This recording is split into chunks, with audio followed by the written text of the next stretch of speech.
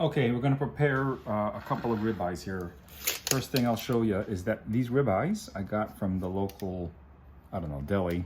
They are, can you see that? Can you zoom in on that? Almost 1.75 inches thick, almost 2 inches thick. I mean, they're huge, they're really thick, 1.75 inches.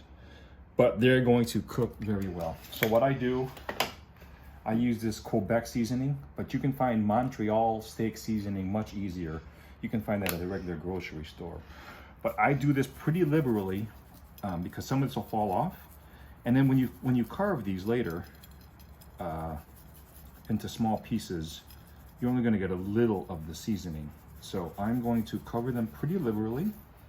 And to make them stick a little bit, I use just a Pam butter spray. In the past, I've used Pam olive oil spray, which I think is better, but we don't have any. So what I'm gonna do is I use the Quebec seasoning right on the steak, and I'm just gonna spray the Pam seasoning just so it sticks a little bit. And you can see, get a close-up of that. Pretty liberally seasoned. All right, and then I'm gonna flip them over. I'm gonna do the same thing, liberally. And again, these are 1.75 inches. I mean, these are really thick steaks, but they'll cook perfectly. You'll see. Okay, this is the Quebec seasoning. And you might not be able to find Quebec seasoning, but you can find Montreal steak seasoning from almost any grocery store you go to. Let's see how much I put on. Pam butter spray, and I'm just gonna spray it so it sticks. I'm gonna let this sit for probably about an hour. It's a dry seasoning instead of some sort of wet seasoning. And then when I start the grill, I'll show you how we grill them. Okay, this grill is at 550 right now. And you'll see here, let me see if I can do this. This is my searing station side over here. I'm trying to use this hands-free, so it's hard.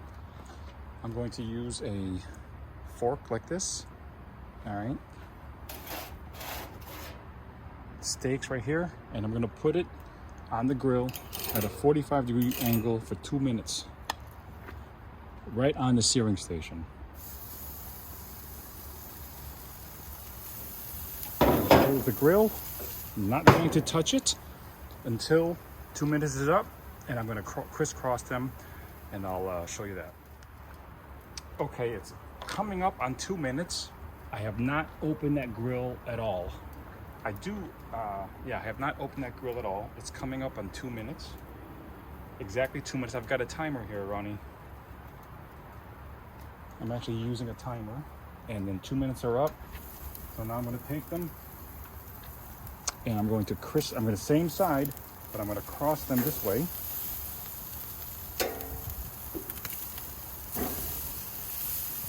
And then close the lid. Another 2 minutes, and then I'll flip them. I'll pause and come back when I flip them.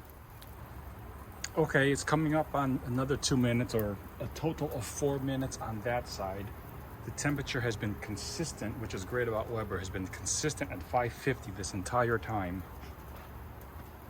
And 4 minutes is coming up, or 2 minutes on the crisscross side. And I'm gonna flip them again. I'm gonna keep them right in the same spot, but this time I'm going to flip them this way. See that sear? Flip them this way. Close the lid.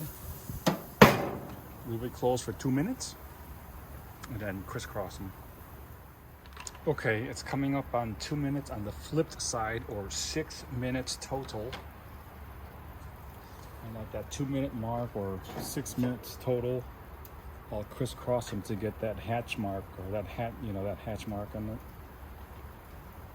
Again, I have a timer I'm looking at. Okay, it's at 6 minutes, and I'm going to cross them here. Close the lid, leave it closed. I will leave that on for 2 more minutes. It'll be a total of 8 minutes of searing, and then I'll put them on indirect. All right, it's coming on the 2 minutes on the different angle, total 8 minutes. Here, I'm gonna actually, at 8 minutes, I'm gonna put them on indirect, or put them on a top rack, turn off the searing station, and turn the middle burner into half. And when I put them on the indirect, I'm going to lay them on the original side. Just like that. Okay, that's how they look. Okay, so I'm going to leave it here on indirect, turn off the searing station, put this one on about half, and I'm going to close it, and I'm going to leave those on for about 3 or 4 minutes. 3 or 4 minutes.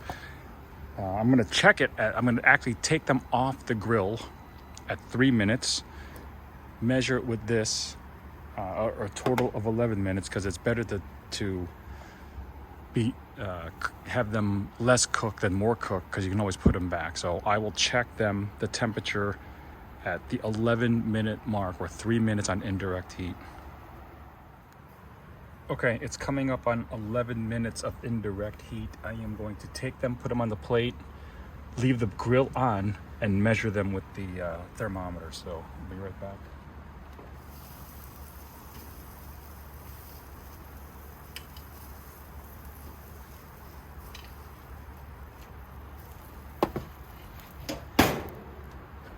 Okay, so I took them off. The grill is still on. I'm just going to measure them with this. There's a guide here, and if you want it at medium, this says 145 degrees for medium. So I'm just going to plug it in.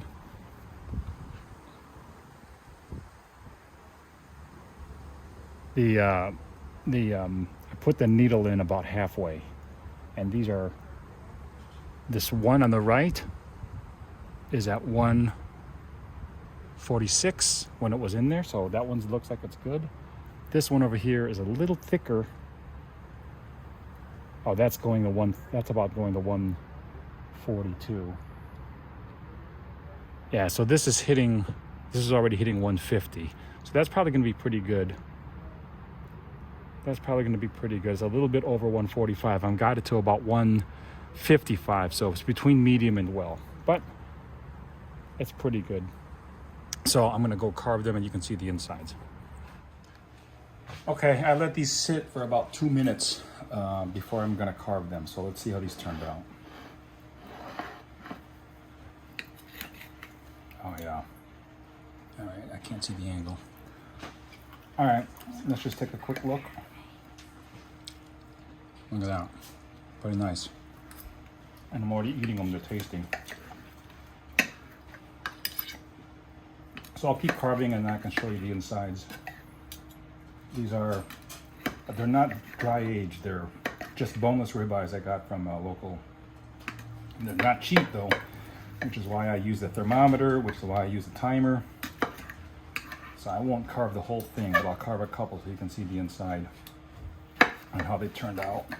And I actually think I might have left them on maybe 30 seconds too long, but let's just take a quick look. So I will carve the rest, but let me show this close up. There you go. I just tasted them. They're perfect. Look at that. Nice, huh? Okay, good luck. See how it goes. Let me know. Hey guys, what do you think of the steaks? Good. Good, excellent, or they suck? They suck. Ah, look at this. I mean, that's perfect. No! There you go. Oh, Mom's walking the dog. She doesn't eat a lot of steak anyway. We made it with French fries and sugar snap peas. May's favorite is the sugar snap peas.